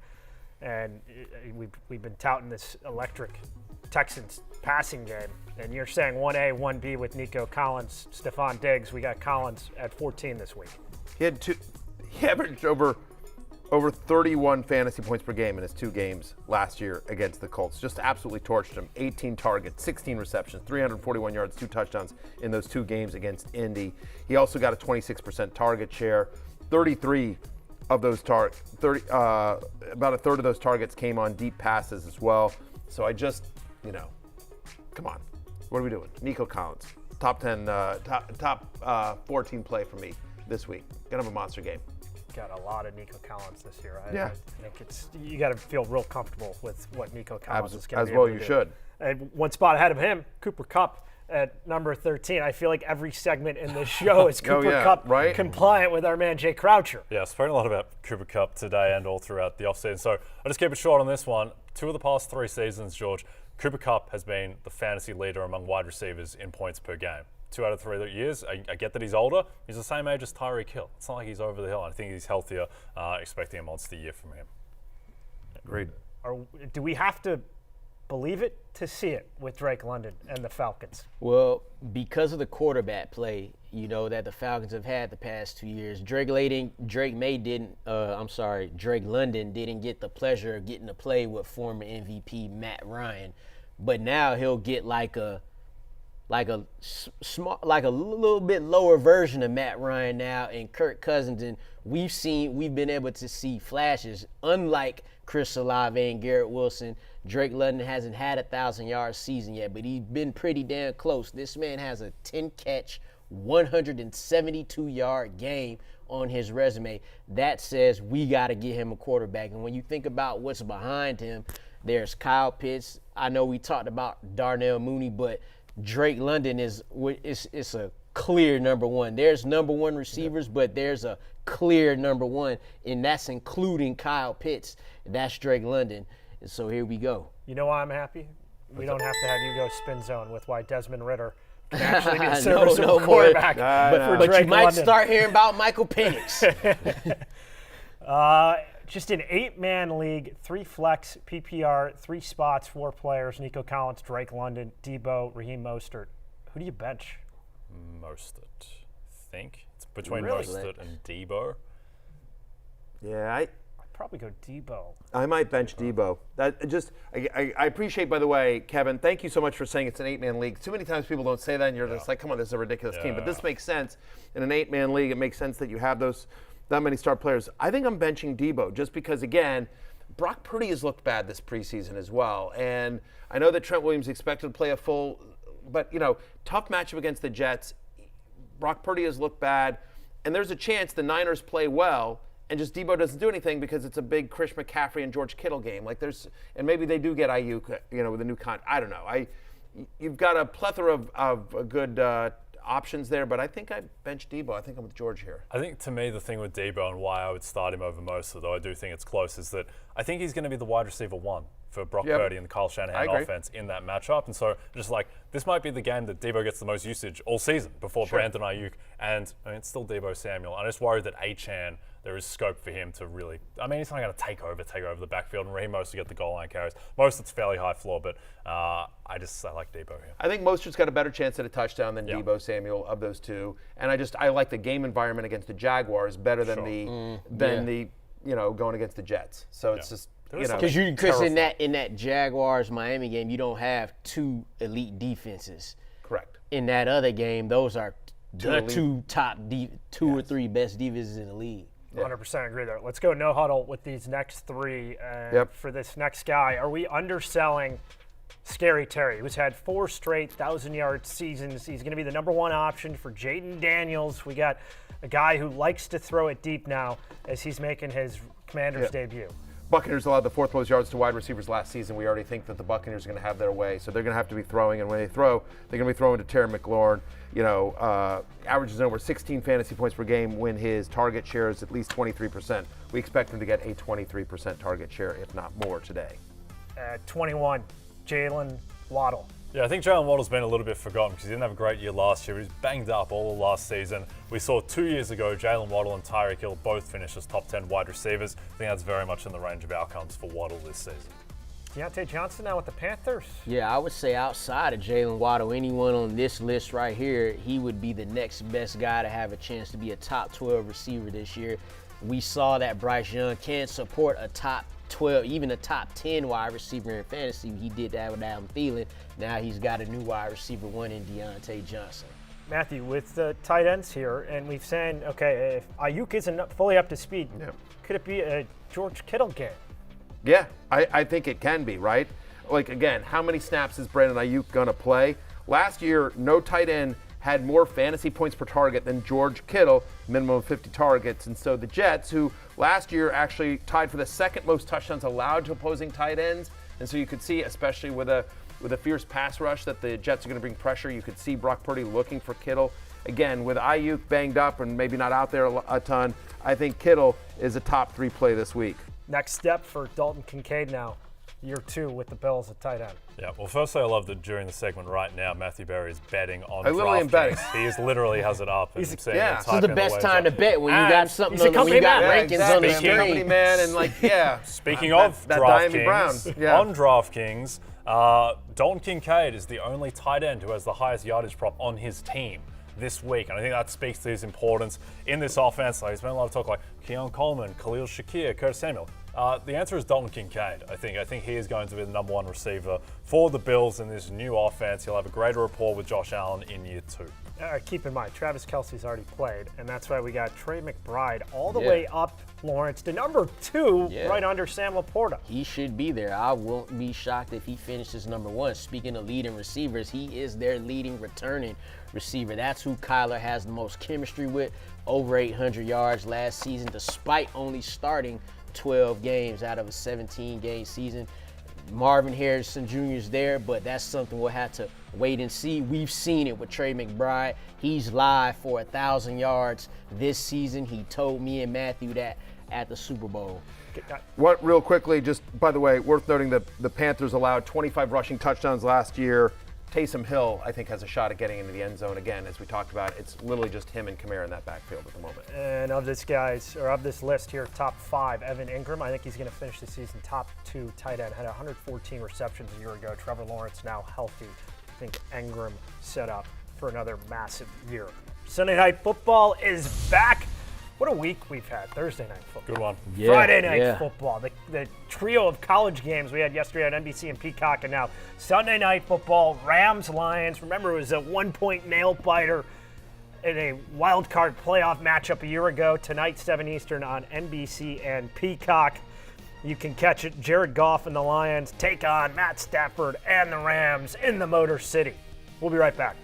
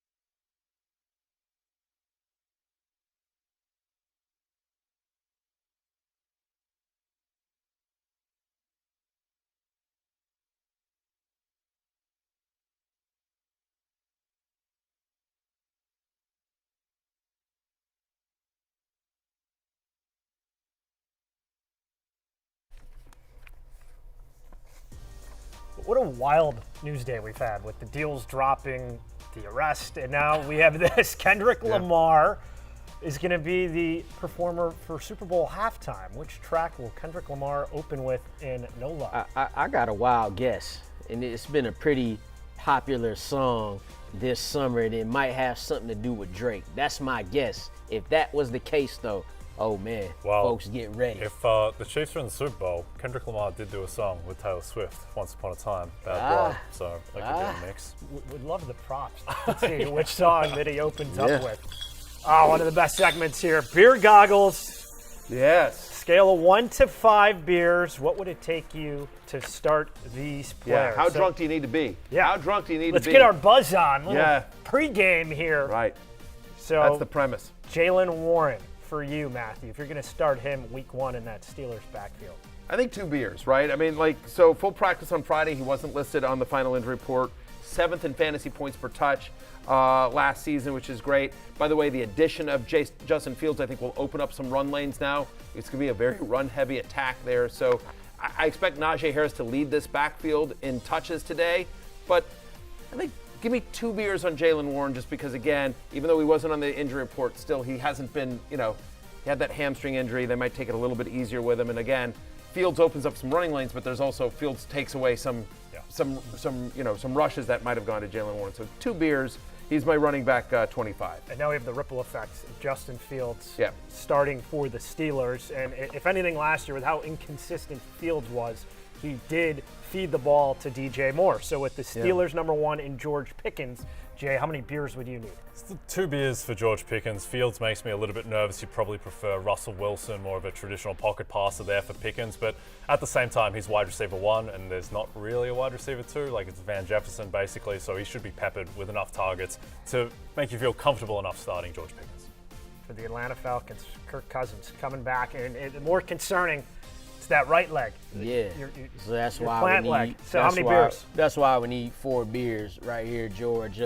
I haven't even seen Kirk Cousins in a Falcons uniform yet. Like, we all gonna see him for the first time today. And plus, I don't think many people drafted Kirk Cousins as their starting quarterback unless maybe it's a super flex league. So it would take a lot for me to start Kirk Cousins. 4 beers. Unless you're in a sicko league like we are with the league assholes. He's definitely getting started in our league today.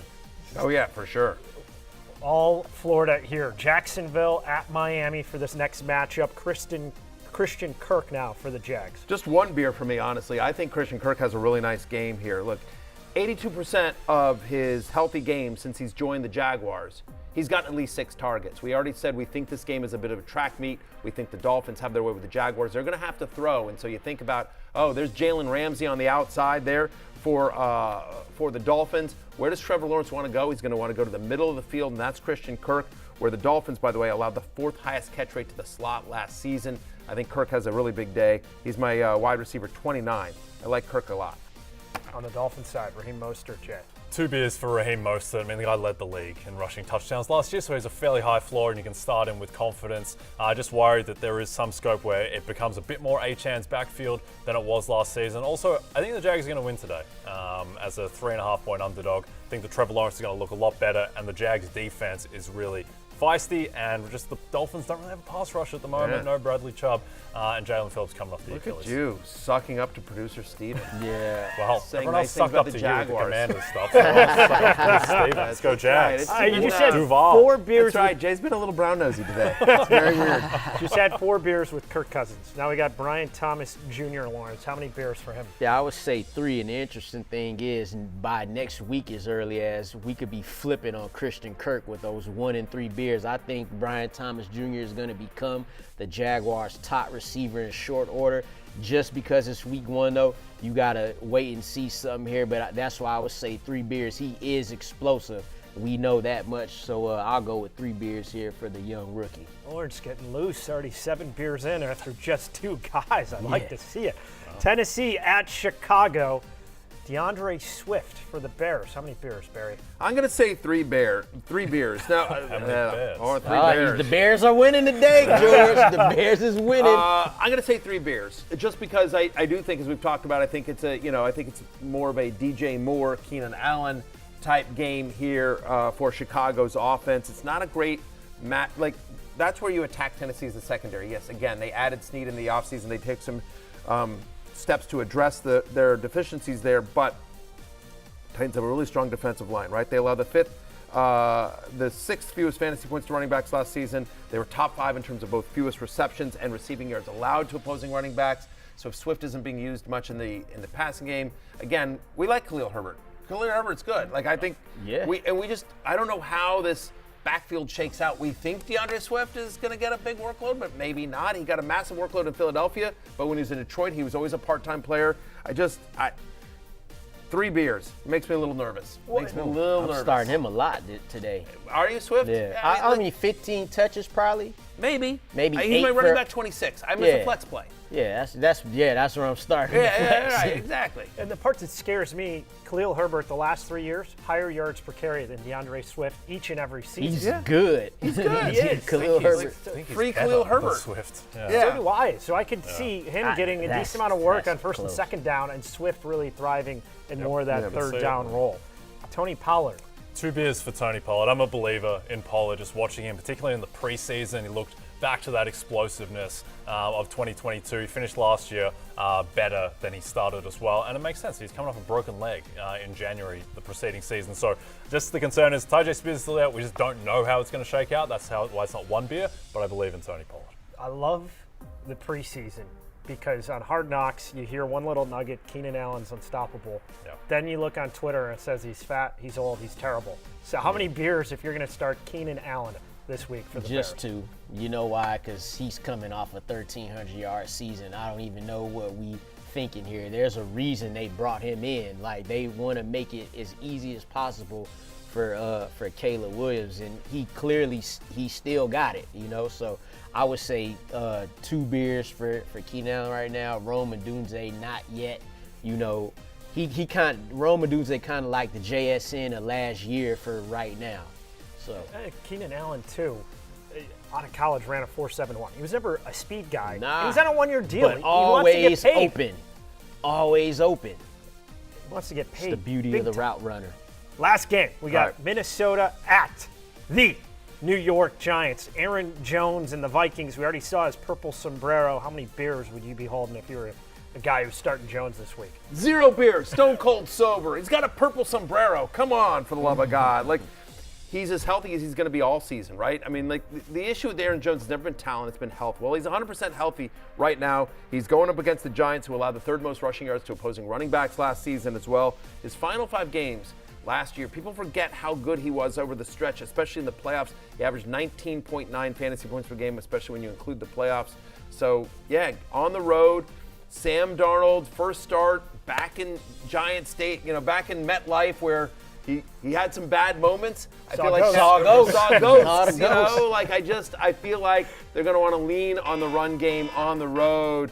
Lawrence's phone is going off. He agrees as well. Gotta take my medicine. I understand. Fair enough. This is Ghostbuster alert. Anyway, pre-Aaron Jones, 0 beers. Love Jones this week. He's so a top 15 running back for me. You can be the DD for Lawrence now with Yeah. how many beers he's already put down. 1,000%. Jordan Addison, fantasy owners loved him last year. What about this season? Yeah, I loved him when Justin Jefferson wasn't playing, but now Justin Jefferson is back. 3 beers for Jordan Addison. I think this Giants defense is going to be legitimately good this season. Add Brian Burns, 2nd year for Deontay Banks. I think this is going to be Darnold to Jefferson and Aaron Jones, and then not a great deal else. Yep. Last year on the Texans, Devin Singletary, that unsexy guy who helped you win a league title for Yeah. a lot of guys. Not with the Giants. Yeah, if he was still on the Texans, I'd be saying 0 beers like Aaron Jones. But because it's the Giants offense, because is expected to be such a low-scoring game, I'll say only 2, but the 2 because he's the lead back. He's going to get all the touches. And again, like you said, we've seen that he could be a lead back. So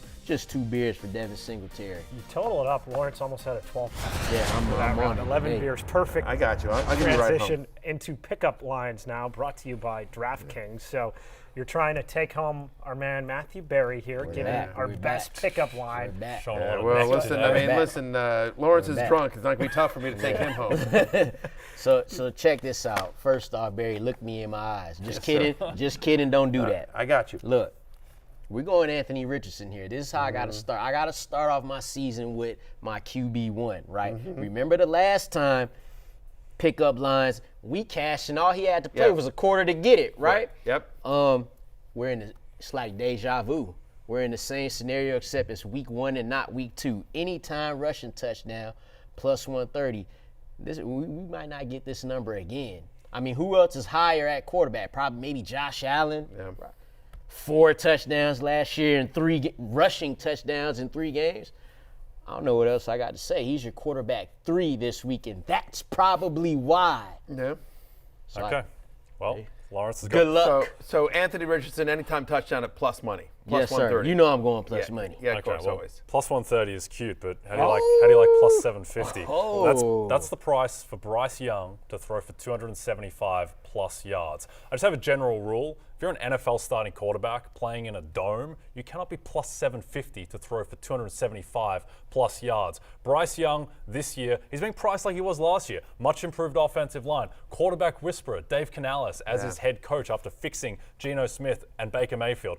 It's not that long ago that Bryce Young was the number 1 pick in the draft, and everyone had him consensus going over C.J. Stroud for the most part. I still think that guy is in there somewhere. Bring in Deontay Johnson. Adam Thielen slides to number 2. It doesn't take a lot for an NFL quarterback to throw for 275 yards, and it's plus 750 at DraftKings. Matthew, you're a little buzzed. He only did that once a year ago. How many times? Bryce Young over 275? I'm prepared to go back to the well and lose more money than Bryce Young. I like both those bets. I'm gonna get on my phone and actually bet both those on DraftKings right now. But I'm going home with Lawrence. I think we got a better shot at Richardson getting into the end zone than Bryce Young throwing for 275 on the road at New Orleans. Good defense. Marshawn Lattimore in that secondary. I'm going to bet that though. I like the odds at plus 750. I'm with you. Everything you say but is in terms very of, true. But there is also a reason why it is such high odds. So I'm going home with Lawrence. I think that's the better bet. That's fine. So I'll I go like home both with of them, Bryce though. Young. Again. There you go. You've been banging that Bryce Young Look. drum. I followed Jay, did a ladder bet from 200 to 275. There's a big reason why he There you might go. get that 275. Getting warmed up. Yeah. I start that ladder bet. that. 200. Work your way That's down. He's already exactly what's happening airing in it the out. game. I'm in. We got last call coming up next. Final stretch here on Fantasy Football Pregame.